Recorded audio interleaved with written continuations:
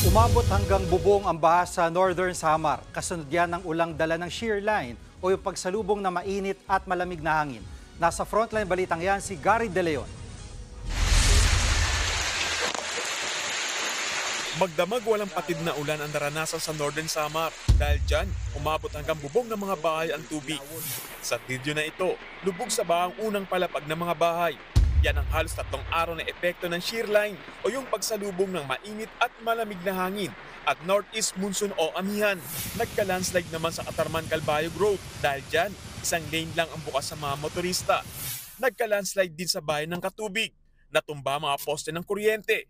Dahil dyan, brownout sa ilang bahagi ng mga bayan ng Katubig, Las Navas at Lawang. Inaayos na yan.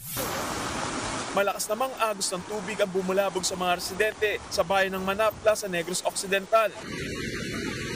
Ang mga residente tulong-tulong sa paglikas habang sinusuong ang abot binting baha. Ang lalaking yan, akap-akap ang kanyang alagang aso habang papunta sa evacuation center. Bukod sa baha, nawala na rin ng kuryente ang mga residente.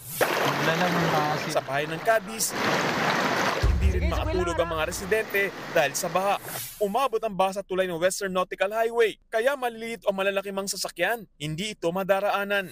Rumusponde naman ang Philippine Red Cross sa mga residente ng Bacolod na nasa bubungan ng mga bahay dahil sa baha. Kabilang din sa nasagip ang mga alagang hayop. Kabi-kabilang kalsada ang nalubog sa baha sa Baco Oriental, Mindoro. Umabot hanggang parking lot ng mall ang baha sa Puerto Princesa. Bunso dyan ng trough o extension ng Tropical Depression Romina. Gumamit na rin ng rubber boat ang Philippine Coast Guard para ma-rescue ang mga residente. Nagbabalita mula sa frontline, Gary De Leon, News 5. Mga kapatid, Jiggy Manikad po, iba na ang may alam at may pakialam sa panahon ngayon. Para sa konkreto, kumpleto at komprehensibong balitaan sa Frontline, mag-follow at mag-subscribe sa social media pages ng News 5.